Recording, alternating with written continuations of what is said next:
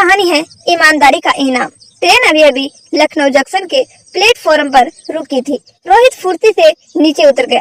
सामने की दुकान से उसने जल्दी जल्दी कुछ खाने के पैकेट और पानी की 2 बोतलें खरीद ली, क्योंकि ट्रेन यहाँ केवल 2 मिनट के लिए रुकती थी। सामान लेकर वह तेजी से वापस डिब्बे में चढ़ गया। उसकी पत्नी स्नेहा ने नाराज होकर कहा, इतनी भी क्या जल्दी थी? अगर ट्रेन चल देती तो क्या करते? अब तो सिर्फ 2 घंटे का सफर ही बाकी था। रोहित मुस्कुराकर बोला, ट्रेन छूटी तो नहीं, और तुम्हें भी तो प्यास लगी थी। दोनों मुस्कुरा दिए और बातें करते करते कब 2 घंटे बीत गए उन्हें पता ही नहीं चला। ट्रेन कानपुर सेंट्रल पहुंची तो दोनों अपना सामान लेकर नीचे उतरे। प्लेटफॉर्म पर उतरते ही कई कुली सामान उठाने के लिए पीछे पड़ गए। तभी एक उम्रदराज कुली ने उनके 2 बैग अपने सिर पर रख लिए। स्नेहा तुरंत बोली, अरे बाबा रहने दीजिए, हमें कोई लेने आ रहा है। रोहित उसकी ओर देखने लगा, लेकिन स्नेहा फिर बोली, समझ में नहीं आता क्या? सामान नीचे रख दीजिए। बूढ़ा कुली हाथ जोड़कर बोला, बेटी दोपहर होने वाली है, सुबह से एक भी काम नहीं मिला, बाहर तक ही तो जाना है, ओवर ब्रिज पार करना पड़ेगा। रोहित ने कहा, अच्छा बाबा आप ले चलिए।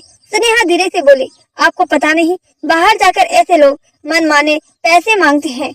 रोहित ने कुली को रोककर पूछा, बाबा 2 बैग के कितने पैसे लोगे? बूढ़े ने विनम्रता से कहा, बाबूजी 60 रुपए बनते हैं, लेकिन आप जो ठीक समझे दे दीजिए, उसी से आज खाना खा लूंगा। स्नेहा बोले, पहले ही साफ साफ बता दीजिए, बाद में बहस मत कीजिएगा। बाबा मुस्कुराकर बोले, बेटी मैं मेहनत की कमाई खाता हूँ, किसी से जबरदस्ती नहीं करता। रोहित ने हामी भर दी। बूढ़ा कुली दोनों बैग उठाकर बड़ी कठिनाई से ओवर ब्रिज की सीढ़ियाँ चढ़ने लगा। उम्र का असर साफ दिखाई दे रहा था। स्नेहा फिर बोली, कोई जवान कुली कर लेते, इन्हें तो चलने में भी दिक्कत हो रही है। रोहित शांत स्वर में बोला, कोई बात नहीं, हमें कौन सी जल्दी है? वैसे सच बताओ, हमें लेने कौन आ रहा है? स्नेहा हंसकर बोली, कोई नहीं, मैंने तो बस इसीलिए कहा था ताकि ये लोग पीछे ना पड़े। धीरे धीरे वे स्टेशन के बाहर पहुँचे। रोहित ने मोबाइल से कैब बुक कर ली और जैसे 100 रुपए निकालकर बूढ़े कुली को देने लगा। नोट देखकर बाबा बोले, बेटा मेरे पास छुट्टे नहीं है, अगर खुले हो तो दे दीजिए। तभी स्नेहा बोले, रुकिए, मेरे हैंड बैग में होंगे। उसने बैग ढूंढना शुरू किया, लेकिन अगले ही पल उसका चेहरा सफेद पड़ गया। घबराकर बोली, अरे मेरा हैंड बैग तो ट्रेन में ही रह गया। रोहित भी घबरा गया, क्या तुम क्या कह रही हो? दोनों जल्दी जल्दी वापस स्टेशन की ओर दौड़ने लगे।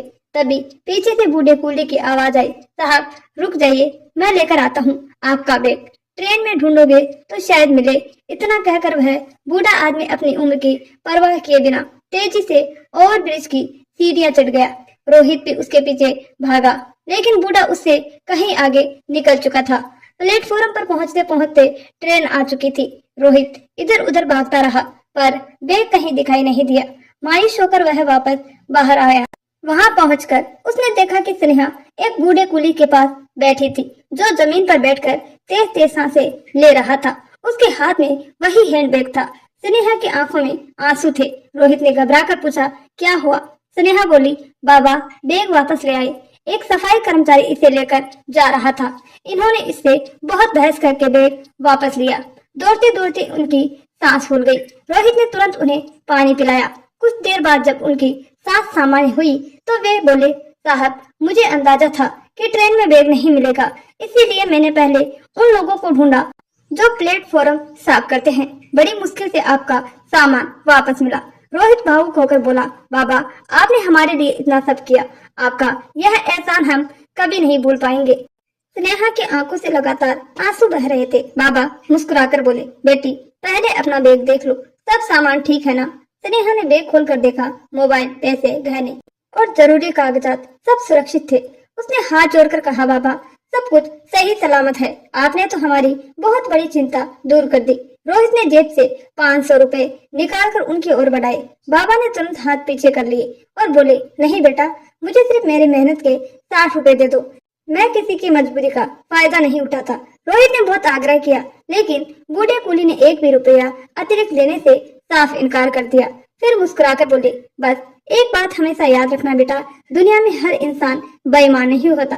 कुछ लोग आज भी ईमानदारी और इंसानियत की कमाई खाते हैं। किसी एक के कारण सबको गलत मत समझना। आखिरकार उन्होंने केवल अपने 60 रुपए लिए और पास ही बने छोटे से भोजनालय की ओर धीरे धीरे चल दिए। रोहित और स्नेहा उन्हें जाते हुए देखते रहे। दोनों के मन में उस बुजुर्ग के लिए सम्मान और कृतज्ञता भर चुकी थी। उस दिन उन्हें समझ आ गया कि इंसान की असली पहचान उसके कपड़ों, उम्र या हैसियत से नहीं, बल्कि उसके कर्म और ईमानदारी से होती है। कभी कभी जिन लोगों को हम साधारण समझकर अनदेखा कर देते हैं, वही मुश्किल समय में सबसे बड़ा सहारा बन जाते हैं। इसीलिए किसी के बारे में बिना जाने समझे राय नहीं बनानी चाहिए और हर मेहनत कर इंसान का सम्मान करना चाहिए।